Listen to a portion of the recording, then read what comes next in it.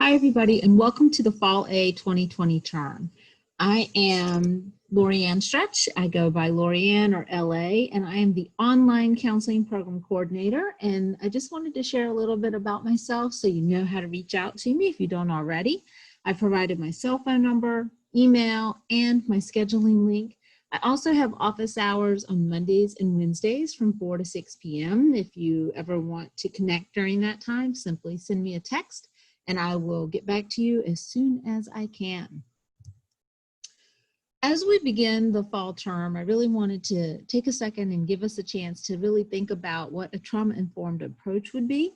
We have a lot going on in our world right now, and I think that the fall is going to probably be even more stressful than the summer has been with the pandemic and racial strife and the upcoming election. So I think it's really important that during this term that we really watch out for ourselves and our students, and we take a trauma-informed approach, which means that we need to put people first and really listen to what's going on with each other and the students and understand how we can support each other to be as successful as we can. We're all human, and we need to maybe consider how we're vulnerable and be transparent about that and supportive of one another as we negotiate these rather stressful times. Know that I will communicate with you as often as I can about what's going on and as changes are happening in the department or with things that are going on at the university level. And I want to encourage all of you to be an advocate for yourself, for your peers, and for your students.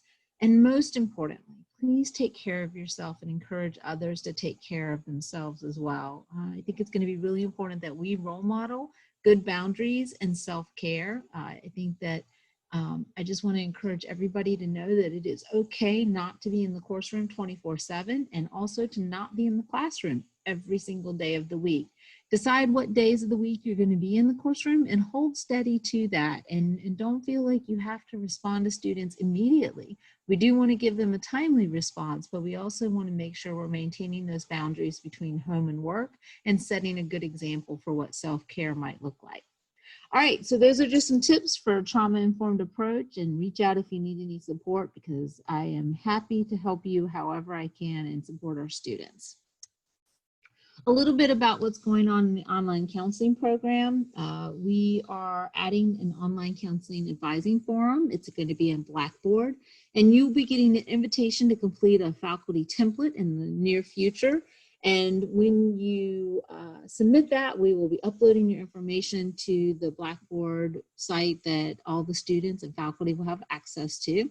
I encourage you to think about how you might be able to contribute to the advising forum through posting announcements, sharing resources, or even making recommendations for additional content. One of the big pushes this term and next term for our online counseling program is including more synchronous opportunities for our students to connect and to build community. One of the ways we'll be doing that is we are hosting the first synchronous orientation for online counseling students. One session will be on August 26th and one will be on August 27th. And we're doing this across different time periods so that we can accommodate students that are across many different time zones. We have students all around the world. Likewise, we'll be having town halls. This is for all of our students and faculty. And there are 2 sessions. We do ask if you can, please try to attend at least one of the town halls. We will be inviting some returning students to be on a panel at each one of these town halls to talk about some words of wisdom that they have for other students and new students that are coming in on how to be successful in their graduate journey. One of the components that I'm excited to be adding to the online counseling program is a series of skills labs. These are going to be labs that any student can sign up for through Sign Up Genius, and they will be able to come into those labs and see a demonstration of basic and or advanced skills, and then have the opportunity to practice with peers and other students and maybe even faculty members who attend so that they can be working on those skills, because really the only way to learn counseling is through practice and lots of it. One of the things that I really want to encourage faculty to begin to add into their courses as an option are live discussions. We did this in the summer term for a few of the courses, and it was very successful and very highly received by our students. So anytime you have a written discussion in your course, consider maybe having a live discussion option where students can, instead of doing the full written discussion, join you for an hour, hour and a half session in Zoom and have a discussion about that week, or do an activity around that week, something that's covering the same content that the written discussion is, but that will give students an opportunity for interaction with you and their peers. I set mine up through Sign Up Genius. I set up a live discussion for every week. There's a discussion, and if I'm teaching more than one section, I have more than one opportunity for students to join, and they can sign up for whichever sessions they want. One example of one of the activities I did, say in research, for example, was the week that we had the written discussion for ethics in research. I had the students who came to the live discussion break up into groups and design the most unethical research project they could come up with. And then they came back from their breakout rooms and presented it to the other students. And those students then had to identify what ethical standards, what legal standards had been violated by the proposal the other students were making. It was hilarious. It was a wonderful opportunity. It was a great way to reinforce the material, and the students really enjoyed it. Another thing that you can maybe think about doing is encouraging students to set up small groups, either for small group practice sessions or small group study groups. I usually set up a discussion where I encourage students to set up teams where they will connect with one another, and then encourage them to meet weekly, or at least every other week, and practice the skills they're learning, or practice or talk about the topics that we're talking about in class. And often students will take advantage of that, and that's a great way to encourage them to meet with each other and see each other. They have Google Hangouts, they have access to Teams. There's lots of different ways that they can meet and greet and get to know each other, and also practice their skills in the process. For our fall A term, we have a series of 6 courses that are running. Some have many sections and a couple only have one section, but wanted to highlight who the master instructors were for the teams of faculty that are teaching. So for career development, that would be Skip Niles. For theories and counseling, that is me. I am coordinating that one. And then if you're teaching practicum or internship, your primary contact is Noelle, and she will be happy to support you in any way that she can. The other sections are independent sections. There's only one section of each one of the remaining 3 courses, but if you have any questions or concerns about those courses or need support with student issues, don't hesitate to reach out to me, and I will be happy to support you in that. Wanted to go over some best practices for online pedagogy. One of the first things that I would encourage everybody to do is create a welcome video. And do remember that for accessibility reasons, we do need to have a transcript. The way that I handle that is I run mine through YouTube. So I've set up a YouTube channel. And anytime I do my welcome, I post it in YouTube as an unlisted video, and also I disable the comments and the likes and the follows and the subscriptions, so that it's only found by those who actually have the link. And ideally your welcome message would be 3 to 5 minutes. It should be a brief introduction of yourself, what you like most about the particular course, and what experience that you're hoping you'll be able to share with the students as you move through the course. I also encourage a very brief overview of expectations in the class, particularly your presence, what students can expect as far as when you will be present in the course room and how often. And then also, what do you expect from the students? But again, keep that video short and sweet, and it really should set the tone for your course. And then in your weekly course announcements, I encourage you to post 1 at least per week, but I like to post 3. I usually post on Monday, Wednesday, and Friday. My first one is usually a what to expect in the module. My Wednesday announcement is additional resources and other ways to connect to the course material. And then Friday is usually expectations for what the assignments are, because usually those are due over the weekend. I really want to stress the importance of us connecting to the social justice dashboard and making sure we're bringing in current events and talking about what they mean in the context of being counselors and also in connection with the course material.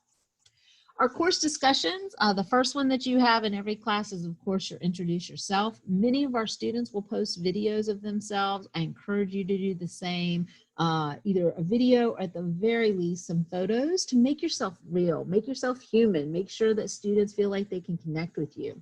And I do ask that everybody introduce, that when the students introduce themselves, that you respond to every introduction and seek some sort of connection, like, oh, I'm from Virginia too, or oh, I'm a military person as well, or this or that. You know, whatever you can do to make those connections will help students feel welcome and they will feel invested in the course. The course Q&A is another very important discussion board to monitor. I do ask you try to respond within 24 hours. If you're off for a couple of days, as long as students knows, that's okay. And then provide resources in the Q&A as well for students. When students ask me a logistics question through text or email, I will ask them to post that same question in the Q&A and for me to respond there, so I don't have to respond to the same question multiple times. I like to have it in a public facing model way, so that's something to think about as well, to really make use of that Q&A thread. For content discussions, the weekly discussions, and some classes it's not weekly, but when you have a content discussion, I do ask that you participate at least across 4 days, ideally one of those days being the weekend, and that you respond to every student substantively at least once per week. Now, when I do my live discussion option with the discussions, I will have the students post a reflection of the live discussion in the discussion board to kind of trigger the grade book. And I do respond to them and simply say something like, thanks, I enjoyed, you coming to the live discussion, or I really like the point you made, but it's maybe not as substantive as my response to the students that are only doing the written response. But I do want to role model the types of posts that I want my students to give. So I try to include references. I try to demonstrate APA method. I try to incorporate my own experiences so I can show application. And then ideally, we want to grade those discussions by the Wednesday after the discussion closes. And just one quick reminder, make sure you're not attaching articles or media, and instead are including links to those things so that we can avoid any type of copyright infringements. Assignments, we recommend that you provide a video overview. This would be a great thing for those of you that are teaching in teams of individuals to maybe collaborate on, so that one person creates a video this week and somebody else creates it the next week. Just some way of giving an overview of the assignment, including a review of the rubric. I do encourage including examples of assignments, the good and the not so good. So giving, even if you don't want to provide a sample assignment, providing an idea of what makes a good project versus what makes a bad or not so good project. And then we ask that you grade those within a week of submission. Just a reminder about images that you embed in courses. Those need to be either no rights reserved or in the free public domain. And I've given you 3 sources here that are great tools to use for finding resources that you can post freely, and just make sure you give attribution. So you need to state where the resource or image came from when you post it. And then finally, just some reminders about course logistics. Course guides are in every one of our courses under the modules page, usually right before module 0. And then if you are teaching career, make sure that you match your Pearson account and pay attention to emails that are coming from Lauren at Everspring. She's going to help you pair up your Pearson accounts so that students can connect with the My Counseling Lab, which is an integrated part of that course. And then for those of you teaching theories of counseling, I recommend setting up your MindTap account through a Cengage account, and then distributing the MindTap course access information to your students. I'll be sending more information out to the theory instructors about that. Finally, if you don't have your textbook, the best way to get your textbook as an faculty member is through VitalSource. If you need confirmation that you are a faculty member, just have them send that email to me, and I'm happy to confirm your faculty status with us. And then finally, several of our classes have group projects and group activities. And so be sure that you pay attention to the course guide and note what type of group setup it is. Some of the courses have a self-sign up, or you can change it to self-sign up where you click that students can self-assign themselves to groups. Some require that as faculty members we manually assign, and then some of the courses have random assignment for some of the group projects. So just be sure you're aware of that so you don't end up with students going, what group am I in? And you not knowing what to do. If you have any problems with that, do not hesitate to reach out to the faculty help desk at Everspring, and they will be happy to walk you through that process and support you in any way they can. But they have some really good tutorials in the course guide that will help you as well. And there's the reference for the trauma-informed information that I shared. I hope that you have a wonderful fall A term. Please do not hesitate to reach out if you need any additional support. I am looking forward to working with all of you, and I'm here to help you. Talk to you soon, and have a great fall term.